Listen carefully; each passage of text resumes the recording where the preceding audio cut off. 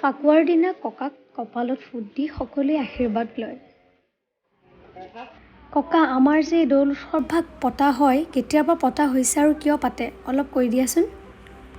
পতাৰ আজি আমাৰ কাহিনী আছে কিছুমান। আজি বহু বছৰ প্ৰায় 101-2 বছৰমান হ'ল। তাৰ আগতে আমাৰ দৌলভাগ এজন ভলণ্টিয়াৰ গোসাঁই আহি প্ৰতিষ্ঠা কৰিছিল। যে আমাৰ গাঁৱত সেই সময়ত যিটো সময়ত নেকি কেইটামানহে পৰিয়াল আছিল, সেই পৰিয়ালকেইটাৰ মাজত ল'ৰা ছোৱালী জন্ম হোৱাৰ পিছত এটাও নাথাকে। তাৰ পৰিৱৰ্তে গৰু ম'হ হয়, খেতি বাতি কৰিব নোৱাৰে। তেনে অৱস্থাতে মানুহবিলাক অলপ চিন্তামগ্ন হৈ থকা এজন ভলণ্টিয়াৰ গোসাঁই আহি দেখা পাইছিলে। আৰু তেওঁ তেতিয়া সোধাতে তেতিয়া মানে সকলোবিলাক বিৱৰি এজন আমাৰ জ্যেষ্ঠ বৰ্তাহঁত আছিল। তেওঁলোকে কমলাবায়ন বুলি কয় আৰু নাম। সেই কমলাবায়নে সকলো বিৱৰি কোৱাৰ পিছত তেওঁ মনতে এটা চিন্তা কৰি নামঘৰৰ পশ্চিমত পুখুৰীটোৰ কিনাৰতে এজোপা ডাঙৰ গছ সৰু গছ আছিল। সেই গছজোপাৰ তলতে এটা 4টা ঢাপ দি মাটিৰে তাত এটা থাপনা নিচিনা কৰি দিছিল আৰু তাতে কৈছিল যে এই দৌলভাগ আপোনালোকে প্ৰতি বছৰে যেতিয়া ফাকুৱা আহিব, সেই ফাকুৱাৰ সময়ত আপোনালোকে চাকি বন্তি দিব আৰু প্ৰতিদিনে পুৱা গধূলা ধূপ ধূনা জ্বলাই সকলোৱে আপোনালোকে সেৱা কৰিব।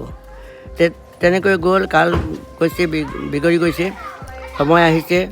লাহে লাহে মানুহবিলাকৰ মনবিলাক ভাললৈ আহিল আৰু তেতিয়া কি কৰিলে, সেইখিনিৰ পৰা নি অকণমান আজি য'ত দৌলভাগ আছে সেই দৌলভাগৰ গুৰিতে এটা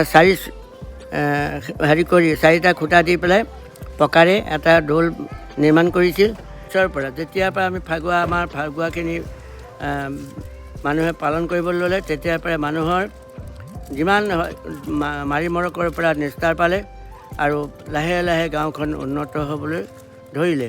এতিয়া ফাকু খেলিবলৈ এইটো ককা মা পুৰা একদম ওলাই লৈছে। এইকেইটা আমাক খটাসুৰ। তহঁতৰ মুৰ্গীখন দেখাই দে। হেপী হোলী। ভাগৱত ভ্ৰমণ হয়, মামাহঁতো ওলাইছে, মামাহঁতৰ লগতে যাওঁ, মামীহঁতো ওলাইছে। ব'লক তেন্তে আপোনালোককো দেখাই যাম। এয়া আহি নামঘৰৰ ওচৰ পাইছোঁহি। সকলোৰে মোক ৰঙাৰে ভৰি পৰিছে। আৰু অলপ খেলিবলৈ থাকোঁ।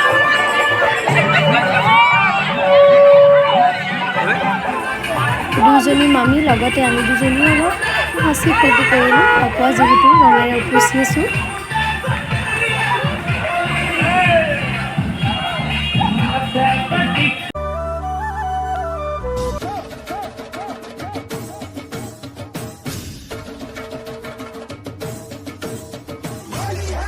हरे रंग बरसे भीगे चुनर वाली रंग बरसे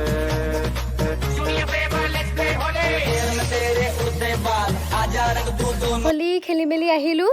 এতিয়া ভাগৱত ভ্ৰমণ আহি আছে, এপাক ঘূৰিব। যিহেতু আমি আগতেই আহিলোঁ, গা পা ধুই লওঁ, আকৌ সেয়া কৰিবই লাগিব। ঘৰলৈ যামগৈ।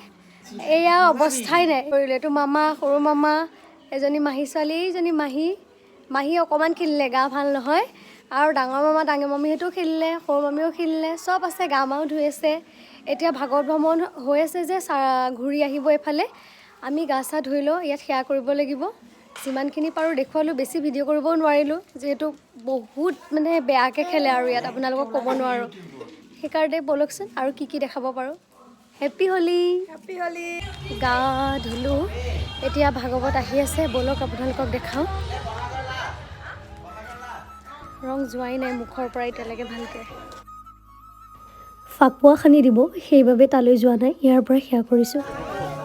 ভাগৱত ভাগ ভ্ৰমণ কৰোঁতে প্ৰত্যেক পদূলিত প্ৰতিঘৰ মানুহে আদৰে।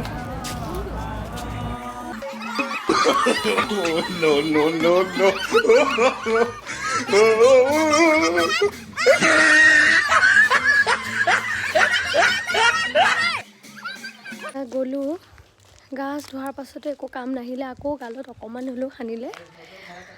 মামীয়ে গা চা ধুই মেলি সেৱা কৰিলে। মইতো সেৱা নকৰিলোঁ বাৰু, সেৱা কৰাহেঁতেন আকৌ মানে গা ধুব লগা হ'লহেঁতেন। মামীয়ে আকৌ গা ধুব লগাই হ'ব এতিয়া। এয়া ভাগৱত ভাগ ভ্ৰমণ কৰি পুনৰ থাপনাত থয়হি।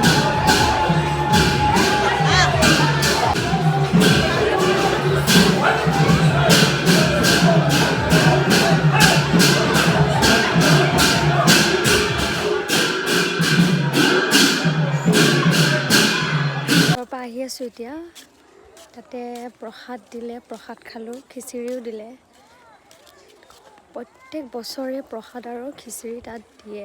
গোটেই মানুহখিনি গৈ তাত খিচিৰি খাই মেলি আহি ঘৰত গা পা ধুৱে আৰু আমি যামগৈ কাৰণে সোনকালে গা চা ধুই পেলাই তালৈ গ'লোঁ। তেতিয়াও সানিলেই বাৰু গালত অলপ। ব'লক তেন্তে। এয়া মামাহঁতৰ ঘৰৰ গোসাঁই ঘৰ। এতিয়া ঘৰ যাম।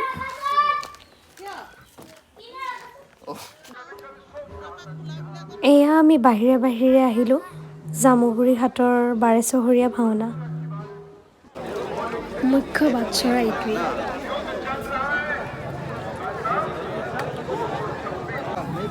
এয়া প্ৰৱেশদ্বাৰত আটক ধুনীয়াকৈ বৃক্ষৰোপণ भारत सरकार কৰিছে। के आदरणीय शिक्षा मंत्री श्री धर्मेंद्र प्रधान जी আজি আমাৰ মাজত উপস্থিত। এয়া অসমৰ মুখ্যমন্ত্ৰী মাননীয় ডক্টৰ হিমন্ত বিশ্ব শৰ্মা ডাঙৰীয়াই ভাষণ দি আছে। ব'লক তেন্তে অলপ ভাষণেই শুনো। সম্যক ৰূপায়ণৰ প্ৰচেষ্টা প্ৰথমবাৰৰ বাবে আমাৰ ৰাজ্য চৰকাৰে আজি হাতত লৈছে। আমি আমাৰ জাতিটোক আগুৱাই লৈ যোৱাৰ বাবে আমি সমূহীয়াভাৱে কাম কৰিছোঁ। কাৰ্যসূচীলৈ আমি আগবাঢ়িব বিচাৰিছোঁ। ভাওনা পৰিচালনা সমিতিৰ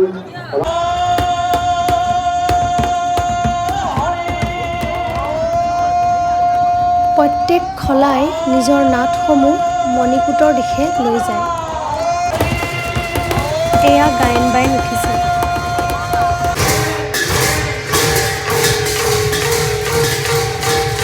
এনেদৰে এটা খলাৰ পৰা আনটো খলালৈ প্ৰৱেশ কৰিছে। 21খন খলাতেই ভাওনা হয়। গায়ন বায়ন সূত্ৰধাৰ আৰু মূল ভাৱৰীয়া প্ৰতিখন খলাতেই প্ৰৱেশ কৰে। কেইবাখনো প্ৰাথমিকৰ সহযোগত প্ৰতিখন খলাই নাট প্ৰদৰ্শন কৰে। এয়া চাওকচোন।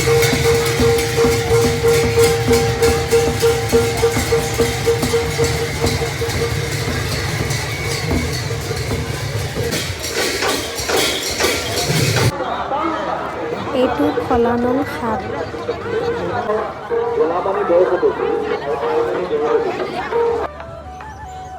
এয়া আমাৰ জগতগুৰু শ্ৰীমন্ত শংকৰদেৱৰ প্ৰতিচ্ছবি।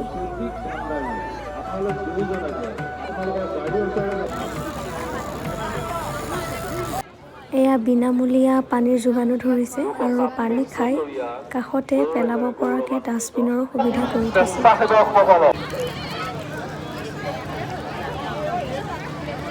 এয়া চিত্ৰ প্ৰদৰ্শনী। কাষতে পৰ্দা লগাই থোৱা আছে। যোৱাকালিৰ ভাওনাখিনি ইয়াতে দেখাই থোৱা আছে। চাব পাৰিব। চিত্ৰ প্ৰদৰ্শনী।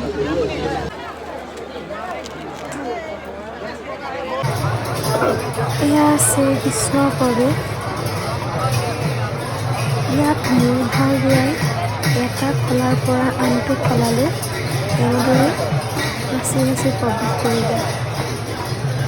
বহুত মানুহ ভিডিঅ' কৰিবৰ কাৰণে।